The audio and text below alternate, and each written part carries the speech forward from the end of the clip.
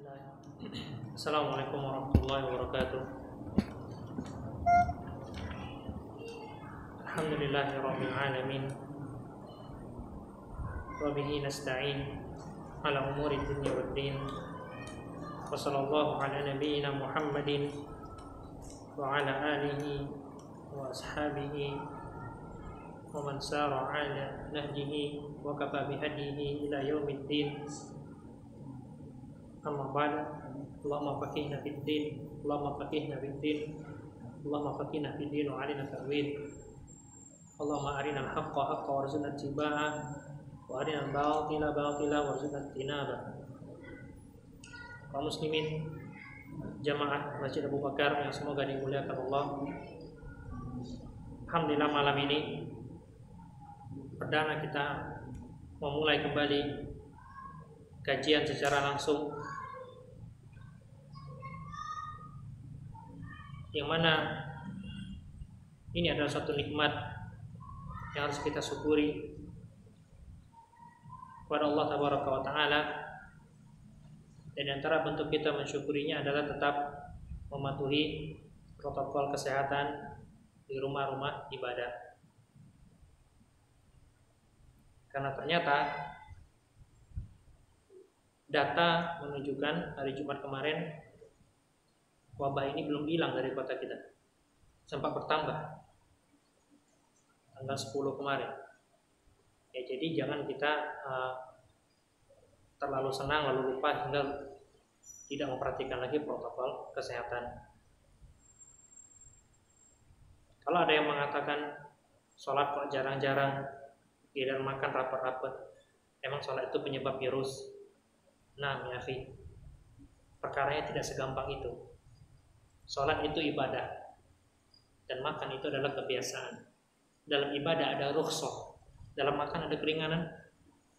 Sehari tidak makan, ada rukhsah?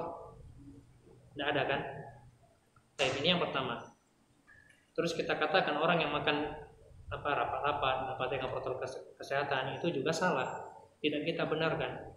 Ya, itu juga salah. Hendaknya kita selalu berusaha berikhtiar mengikuti arahan pemerintah kita dalam mengikuti protokol kesehatan. Ya, jadi jangan analogikan antara sholat dengan makan. Ini tidak sama sekali. Nah, sholat dengan jarang-jarang seperti ini rukhsah dan pahalanya tetap pahala maksimal karena kita ada uzur. Ya.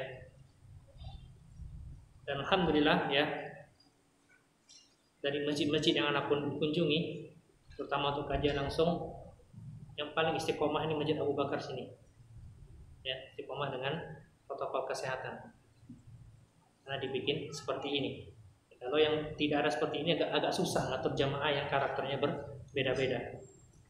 Kalau seperti ini kan alhamdulillah, mau tidak mau harus ikuti. Baik. Ini yang pertama. Yang kedua, kita malam hari ini masih membahas tentang matan Abi Suja. Namun kita agak loncat sedikit babnya. Ya, kalau sebelum berhenti kemarin, sebelum libur panjang kemarin kita bahas masalah tentang pernikahan, bab nikah. Tetapi sekarang kita loncat sedikit ke bab al-udhiyah, hukum-hukum yang berkaitan dengan kurban. Ya, karena ada kebutuhan untuk membahas bab ini. Apa kebutuhannya? Ya, sebentar lagi kita akan melaksanakan hari raya Idul Kurban, ya. Sehingga kita sementara meloncat dulu. Nanti kita baru balik lagi ke jalur yang semestinya. Itu yang diantara sebab pertama ya kami memilih judul ini atau memilih bab ini untuk pembahasan pertama ini. Lalu yang kedua ya tidak lepas dari penyebab pertama tadi. Ini karena pengalaman kita maupun di kampus ataupun di pondok dulu, biasanya hari-hari sebelum hari raya Idul Adha itu diadakan daurah membahas tentang kurban ini. Ya, kalau di Jamil Rahman dulu pernah 1 atau 2 minggu daurah khusus untuk kurban, ya, melibatkan ustadz, melibatkan dokter hewan, ya. Dan ternyata merobohkan sapi itu nggak sembarangan, ada ilmunya agar dia bisa nurut dengan mudah. Ya, itu pernah kita praktekkan waktu di Jogja. Dan sayangnya waktu itu anak tidak panitia sapi, panitia di kambing. Nah, ketika kita di kampus sama halnya, ya ada daurah, ada pembagian panitia, ada yang dia bagian ngurus kandang, ya, ada yang dia bagian ngurus sapi khusus, kambing khusus, bagian konsumsi di acara nanti ada, ya bagian masak-masak khusus ada. Nah, itu semua punya tugas masing-masing. Ya, dari sinilah hal yang mendorong kami untuk minimal bisa meniru atau mengikuti langkah yang pernah dialami semasa belajar dulu. Jadi mulai dengan membahas hukum-hukum yang berkaitan dengan kurban. Baik. Lalu sebelum kita mulai ada satu hal lagi, ya. Apa dasar kita mulai kajian langsung sekarang? Apakah sudah diizinkan sama pemerintah? Nah, ya, jalannya agak panjang ceritanya. Pertengahan bulan lalu, sekitar 12 Juni, ya, Ana dapat link tentang bahwasannya Kemenak sudah membolehkan kajian langsung. Ana langsung cross check ke yang berwenang di Masjid Agung As-Salam. Ini benar nggak berita ini? Apakah sudah bisa diterapkan di Lubuk Linggau? Dari pihak As-Salam mengatakan belum ada SK resmi dari Kemenak. Bulan lalu, ya, pertengahan bulan lalu. Baik. Kalaupun sudah ada, nanti Masjid Agung As-Salam yang mulai duluan. Karena ini yang percontohan untuk masjid-masjid lain di Lubuk Linggau. Artinya kalau sudah mulai, maka silakan yang lain ikut mulai. Dan alhamdulillah sudah 2 pekan ini Masjid Agung As-Salam sudah mulai kajian langsung. Artinya sudah ada contohnya dan kita sudah boleh memulainya. Nah, ini dasar yang membuat Masjid Abu Bakar mengadakan kajian langsung. Nah, baik, kita akan masuk ke kitab Matan Abi Suja dengan Ahkam Al-Udhiyah. Siapa yang punya kitab? Matan Abi Suja, Mafi? Kitab? Daud. Hah? Desa Matan Abi Suja. Baik, Daud. Waisal.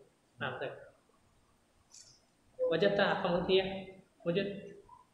Baik, ikra.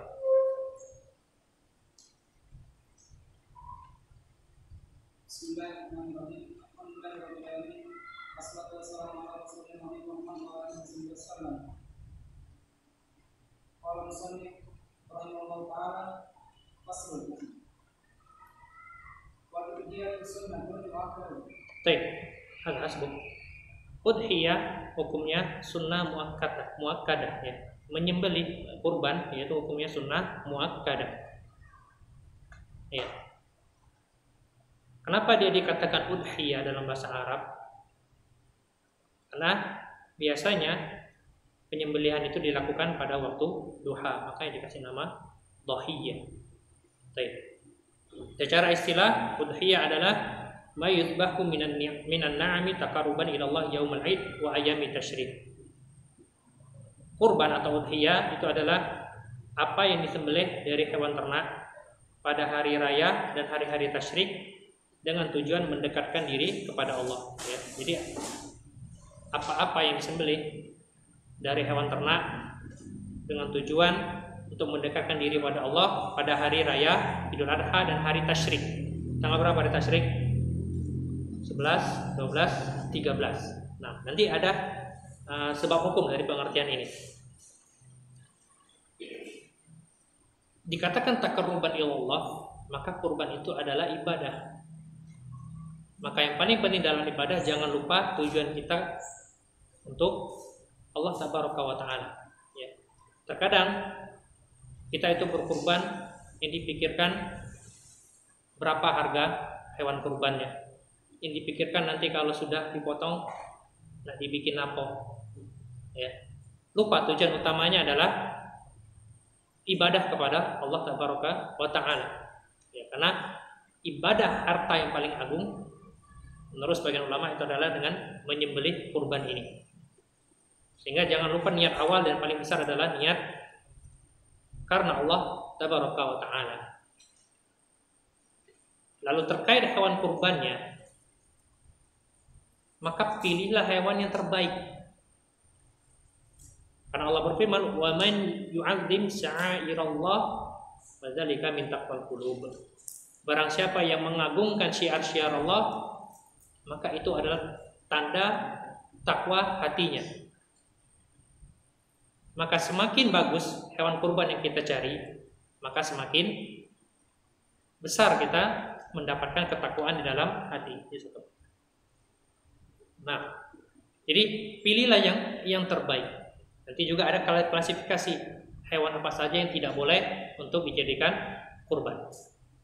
Nah, sebelum kita lanjut membaca kitab, perlu diperhatikan, ya. Hukumnya tadi dikatakan sunnah muakkadah, sunnah yang sangat ditekankan. Dan ini pendapat mayoritas ulama dari kalangan Syafi'iyah dan Malikiyah. Ya, mayoritas ulama Syafi'iyah, Malikiyah dan Hanabilah. Sebagian ulama mengatakan wajib seperti Imam Malik. Ya. Akan tapi kalau ditinjau dari dalil-dalil yang ada, pendapat yang lebih dekat bahwasannya hukum asal kurban itu adalah sunnah muakkadah, sunnah yang sangat ditekankan, ya, bukan wajib. Namun untuk orang-orang yang mampu, ya, orang-orang yang dia kategori sebagai orang yang mampu, maka hendaklah jangan dia meninggalkan kurban. Ya. Karena kenapa? Karena Rasulullah SAW bersabda, "Man kana lahu sa'atan falam yudhi fala takribanna aw fala yakribanna musallana." Barang siapa yang punya kecukupan rezeki, termasuk orang mampu, dan tidak berkurban, maka jangan sekali-kali mendekati tempat sholat kami. Ya. Jadi dari sini para ulama mengatakan, walaupun mayoritas ulama berpendapat sunnah muakkadah, namun bagi orang yang mampu dan dia meninggalkan kurban tanpa ada alasan yang syar'i, ya maka hukumnya makruh, dibenci, tidak sampai kepada derajat haram. Ya. Nah, dan ini lebih berhati-hati untuk orang yang dia diberikan Allah keluasan rezeki, hendaklah dia tetap berkurban, ya. Karena kenapa? Kaidahnya kalau para ulama berselisih apakah wajib ataukah sunnah, maka lebih aman kita amalkan yang wajib, lebih keluar dari perselisihan ulama. Nah, ini terkait dengan perkataan sunnatun muakkadah, ya, sunnah yang sangat ditekankan. Ada 4 hal yang harus diperhatikan dalam ibadah kurban. Yang ini termasuk syarat dalam ibadah kurban. Syarat pertama, dia adalah adzabhu, hewan yang disembelih. Nah, apa kriterianya? Setelah ini ada kriterianya, ya.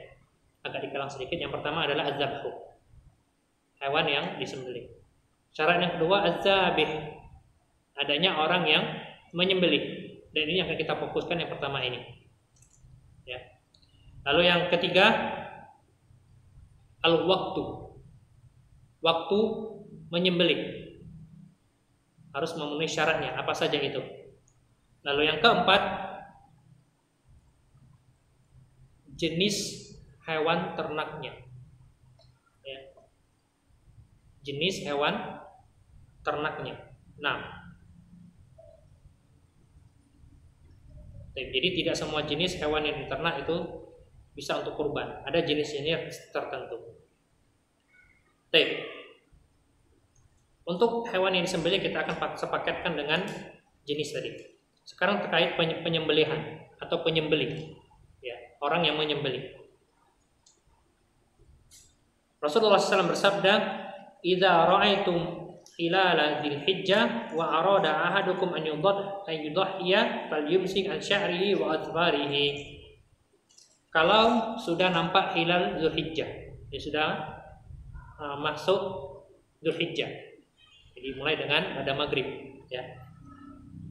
Dan salah seorang di antara kalian ingin berkurban, maka janganlah dia memotong rambutnya dan memotong kukunya. Dan sebagian riwayat wala ya'khudhu jildahu, jangan juga dia mengambil kulitnya. Nah, ini hadis ini membawa beberapa faedah, ya. Di antaranya bahwasannya semakin menegaskan hukum kurban itu adalah sunnah. Karena Rasulullah mengatakan wa arada ahadukum, ya. Kalau salah seorang kalian ingin berkhutbah, jadi mengkaitkan sesuatu dengan iroda, dengan keinginan, itu menunjukkan sesuatu itu bukan lazim, bukan suatu keharusan, sehingga dia dihukumi sunnah. Ya, di antara faedah hadis ini juga bahwasanya orang yang ingin berkurban, sudah ada niat ingin berkurban, mulai tanggal 1 Dzulhijjah terbenam matahari, ya, setelah terbenam matahari di hari terakhir Dzulqa'dah, itu tidak boleh potong rambut, tidak boleh potong kuku, tidak boleh ngambil kulitnya, yang mungkin kulit di sini, baik, atau kulit kakinya yang sudah mengeras.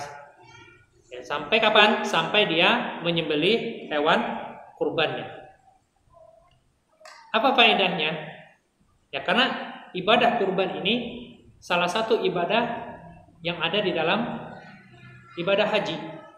Jadi mengikuti salah satu kelaziman dan orang-orang yang berhaji, yaitu tidak boleh potong rambut, tidak boleh potong kuku, dan juga tidak boleh menyambut kulitnya. Nah, dan yang dilarang ini hanya yang sahibul kurban, bukan orang yang diikutkan pahala. Kan kurban satu kambing diikutkan pahalanya untuk seluruh keluarga, tapi yang berkurban adalah keluarganya cuma ikut pahala. Maka yang tidak boleh motong kuku, potong rambut, dan ngambil kulit itu hanya untuk bukan seluruh keluarga yang diikutkan pahala tadi. Jelas ya? Nah, karena sebagian masih memahami kalau suaminya atau bapaknya berkurban, maka satu rumah tidak boleh potong kuku, tidak boleh potong rambut. Yang tidak boleh itu hanya bapaknya atau suaminya atau sahibul kurban kalau dia perempuan, ya. Nah, baik, ini diantara faedah hadis yang kita baca tadi, ya. Hadisnya diriwayatkan oleh Imam Muslim dan yang lainnya. Baik, terkait orang yang menyembelih, maka ada syaratnya. Yang afdal memang sahibul kurban menyembelih sendiri. Kalau tidak bisa, boleh diwakilkan. Apa syarat penyembelih? Yang pertama, al-mukallaf. Sudah belajar usul fikih, apa mukallaf? Orang yang dibebani syariat, atau dalam bahasa mudahnya, orang yang sudah cakap hukum syar'i. Dia adalah akil balik, ya, sudah berakal dan sudah balik, sehingga tidak sah kalau yang menyembelih orang gila atau anak kecil. Baik, perempuan boleh nggak nyembelih? Boleh dan sah kalau dia mau menyembelih. Ya, apalagi dia mau nyembelih hewan kurban sendiri, boleh dan sah. Yang pastinya memperhatikan adab-adab syar'i, ya, jangan sampai dia jadi tontonan. Nah, kalau dia pengen nyembelih maka sah, boleh. Ya, tidak ada dalil yang melarang perempuan untuk menyembelih sembelihan. Kalau dikatakan emang ada perempuan yang berani nyembelih, ya ini bukan urusan anak. Anak cuma jelaskan hukumnya, ya, boleh atau tidak boleh, ya. Walaupun kenyataannya ada saja perempuan yang berani menyembelih. Ya, ketika anak sampaikan ini ke istri bilang dia pengen nyembelih, ya. Jadi ada saja perempuan yang boleh, kalau dia mau boleh dia menyembelih. Nah, baik. Terkait proses penyembelihan, ini untuk orang yang menyembelih tadi dia mukallaf dan perempuan boleh. Oh ya, untuk orang yang menyembelih, ya, maka pastikan kalau dia pakai jasa tukang jagal, jangan yang ada berbau kliniknya, kesyirikan. Ya, pelaku syirik, dukun, ya, jangan disuruh dia yang nyembelih. Baik. Pastikan dia orang yang tidak terjatuh dalam kesyirikan. Nah, karena orang yang berbuat syirik itu sembelihannya tidak halal. Baik. Boleh nggak nyewa tukang jagal Yahudi, Nasrani, ya boleh. Ya, karena Allah menghalalkan sembelihan mereka dengan syarat pastikan kalau ketika dia menyembelih menyebut bismillah. Ya, kalau orang musyrik mutlak tidak boleh. Tapi Yahudi, Nasrani diperbolehkan karena ada pengkhususan tentang kebolehan mereka. Nah,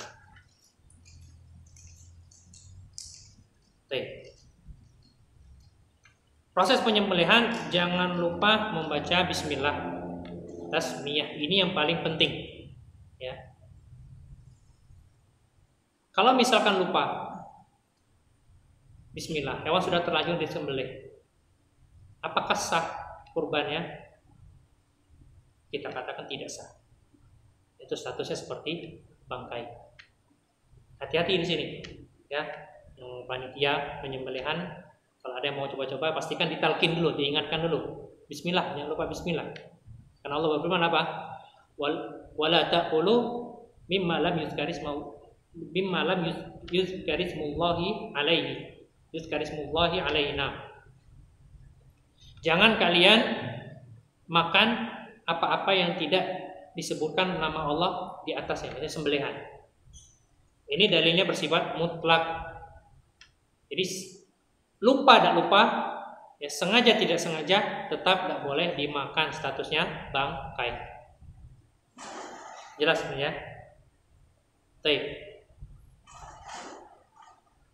Masalah dosa indah dosa itu tidak mempengaruhi keharaman sembelihan tanpa bismillah tadi, ya. Kalau dia sengaja menyembelih tanpa bismillah, dia dosa, dagingnya haram. Kalau dia tidak sengaja lupa, maka tidak dosa. Namun tetap dagingnya haram, statusnya bangkai. Ya. Jelas ayat tadi, wala ta'kulu mimma lam yuzkarismullahi alaihi. Nah, jangan kalian makan hewan yang disembelihkan tanpa menyebut nama Allah. Nah, ini yang terpenting. Baik.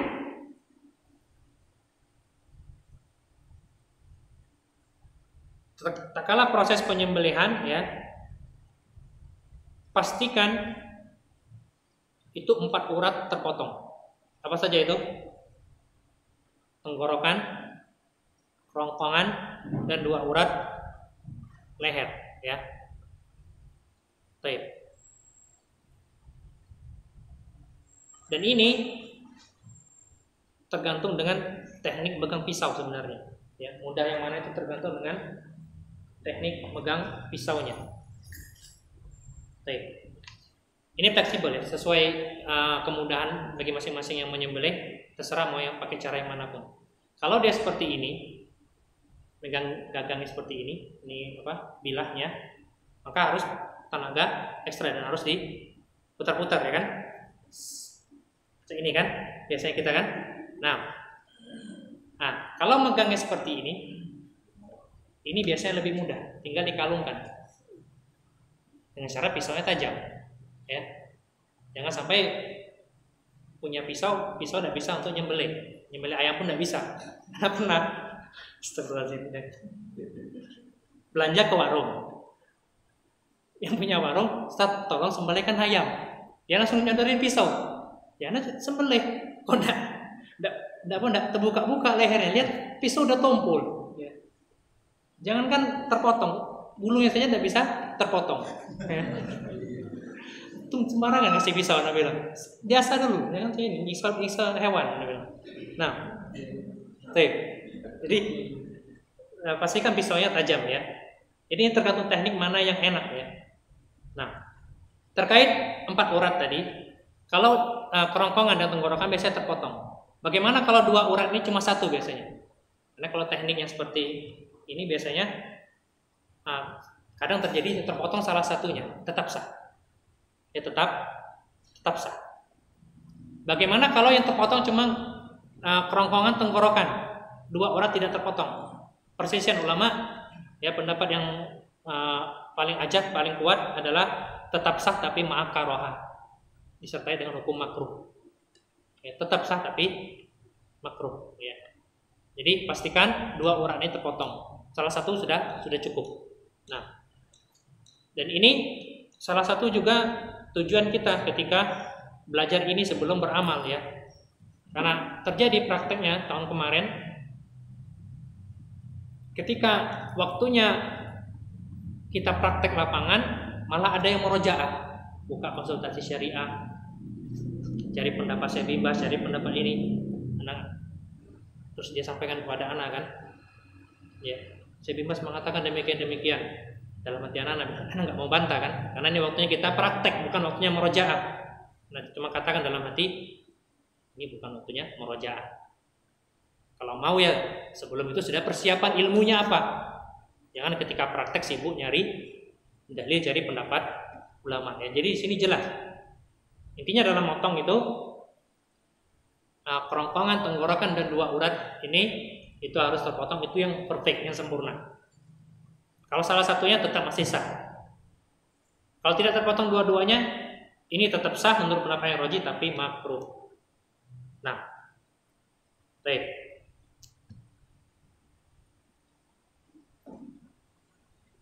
Terkait proses penyembelihan juga masih, ya. Ingatlah dengan hadis Nabi Muhammad SAW, wa idza zabahtum fa asinu dzibhatah.